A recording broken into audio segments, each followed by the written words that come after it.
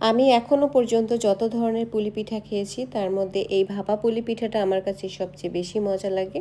এটি তৈরি করতে কোনো ঝামেলা নেই, কোনো বেলাবেলির ঝামেলা ছাড়া আজকের এই পুলি পিঠাটা তৈরি করা যায় আর খেতে অনেক বেশি মজা হয়। যারা সাধারণত তেলে ভেজে পিঠা খেতে পছন্দ করে না তারা এই পদ্ধতিতে কিন্তু এই পিঠাটা তৈরি করে নিতে পারেন। ঝামেলা যেমন কম, খেতেও কিন্তু আরও বেশি মজা হয়। এই পুলি পিঠাটা আমি ঠিক কীভাবে তৈরি করেছি সেটি জানার জন্য পুরো ভিডিওটি প্রথম থেকে শেষ পর্যন্ত দেখার অনুরোধ থাকলো। সেই সঙ্গে নতুন নতুন রেসিপি পাওয়ার জন্য আমার চ্যানেলটি সাবস্ক্রাইব করে রাখার অনুরোধ থাকলো। আজকের এই পুলি পিঠা তৈরি করার জন্য প্রথমে আমি একটা নারকেলের পুর রেডি করে নিব। এর জন্য আমি একটু গলানো খেজুর গুড় নিয়েছি 1 কাপ, আর সাথে আরও ব্যবহার করেছি 3 কাপ ফ্রেশ কোরানো নারকেল। এই পুরটা তৈরি করার ক্ষেত্রে ফ্রেশ কোরানো নারকেলটা ব্যবহার করলে পুর কিন্তু অনেক বেশি মজা লাগে। এখন জাস্ট কিছুক্ষণ জাল করে নিলেই গুড়টা যেমন গলে যাবে তেমনি নারকেল থেকেও কিছুটা পানি বের হবে। মিডিয়াম ফ্লেমে জাল করে নিয়ে তারপরে এই পানিটাকে কিন্তু ক্রমান্বয়ে শুকিয়ে নিতে হবে। তবে অনবরত নেড়েচেড়ে নারকেলের সাথে কিন্তু গুড়টাকে ভালো করে মিশিয়ে নিতে হবে। আর এই পুরের মধ্যে যে যতটুকু মিষ্টি রাখতে পছন্দ করবেন ওই অনুযায়ী গুড়ের পরিমাণটা ব্যবহার করতে হবে। যখন নারকেল থেকে বের হওয়া পানিটা অনেকটাই শুকিয়ে গিয়েছে ওই পর্যায়ে এখানে অ্যাড করে দিয়েছি 1/4 কাপ গুঁড়া দুধ। আর এই গুঁড়া দুধটা অ্যাড করার ফলে এই পুরের স্বাদ কিন্তু অনেক গুণে বেড়ে যায়। এখন আস্তে আস্তে করে দুধটাকে নারকেলের সাথে বেশ ভালো করে মিশিয়ে নিতে হবে। যখন পুরোপুরি মিশে যাবে ওই পর্যায়ে বুঝে নিতে হবে যে পুরটা একদম রেডি। তো আমার পুরটা রেডি হয়ে গিয়েছে। এখন এটাকে ঢেকে এক সাইডে রেখে দিব। পিঠার জন্য আমি একটা ডো তৈরি করব। এর জন্য আমি শুকনা চালের গুঁড়া নিয়েছি আমি এখানে 2 কাপ, আর হাফ কাপের চেয়ে বেশি পরিমাণে ময়দা, 2 টেবিল চামচ চিনি, পরিমাণ মতো লবণ ব্যবহার করেছি। সব কিছু একসাথে ভালো করে মিশিয়ে নিব। আর এই ডো তৈরি করার ক্ষেত্রে অবশ্যই একটু ময়দা ব্যবহার করতে হবে, আর না হলে শুধুমাত্র চালের গুঁড়া দিয়ে ডো তৈরি করলে পিঠাটা কিন্তু ভাজার সময় কিংবা সেদ্ধ করার সময় ফেটে যায়। তাই অবশ্যই একটু ময়দা ব্যবহার করতে হবে, এতে করে আর পিঠাটা ফেটে যাওয়ার কোনো সম্ভাবনা থাকবে না।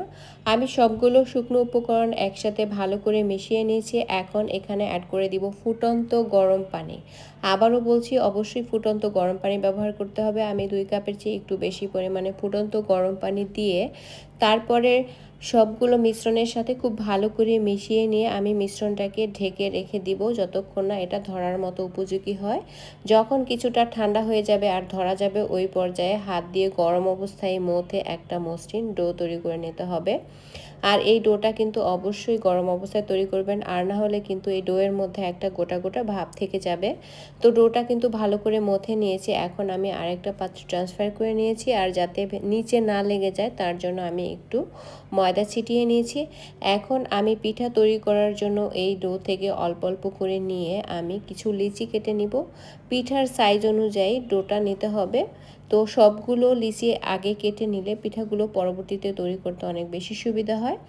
এখন আমি হাতে সামান্য ঘি লাগিয়ে একটা ডো হাতের মধ্যে নিয়ে তারপরে একটু চ্যাপটা করে দিব। আর যে পুরটা আমি আগে থেকে রেডি করে রেখেছিলাম সেই পুর থেকে একটু পরিমাণে পুর এই পিঠার মাঝখানে দিয়ে তারপরে আমি পিঠাটাকে চেপে চেপে সিল করে দিব। আর আমি আজকে এই শেপে পিঠাগুলোকে তৈরি করে নিয়েছি, কিছুটা চাঁদাকৃতির শেপে এই পিঠাগুলোকে আমি তৈরি করব। আর অবশ্যই চেপে চেপে মুখটাকে কিন্তু ভালো করে সিল করে দিতে হবে। আমি আরও একটি পিঠা তৈরি করে দেখিয়ে দিচ্ছি। আর এই পিঠাটা কিন্তু যে কেউ তৈরি করে নিতে পারেন, খুবই সহজভাবে এটি তৈরি করা যায় আর বেলাবেলির কোনো ঝামেলাও থাকে না। আমি সবগুলো লিচি দিয়ে এই পিঠাগুলোকে এখন তৈরি করে নিব। এই পিঠাগুলো কিন্তু এই পর্যায়ে একটু ডিপ ফ্রিজে রেখে ফ্রোজেন করেও রাখা যায়। তবে আজকে আর কোনো পিঠা ফ্রোজেন করব না, আমি সবগুলো পিঠাই আজকে সেদ্ধ করে নেব।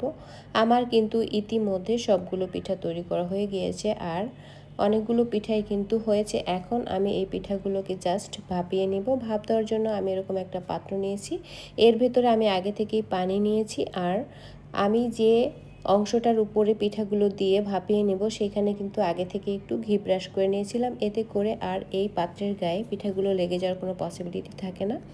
এখন ঢেকে 12 থেকে 13 মিনিটের মতো সেদ্ধ করে নেব। এর মধ্যে কিন্তু পিঠাগুলো পুরোপুরি সেদ্ধ হয়ে যাবে।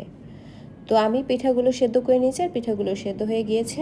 একইভাবে আমি সবগুলো ব্যাচের সবগুলো পিঠা সেদ্ধ করে নিব। আর আমার অনেকগুলো পিঠা হয়েছে আর পিঠাগুলো দেখুন কেমন হয়েছে, উপর থেকে দেখে কিছুটা মমর মতো মনে হচ্ছে। তো আজকের এই পিঠার রেসিপি যদি ভালো লাগে আমার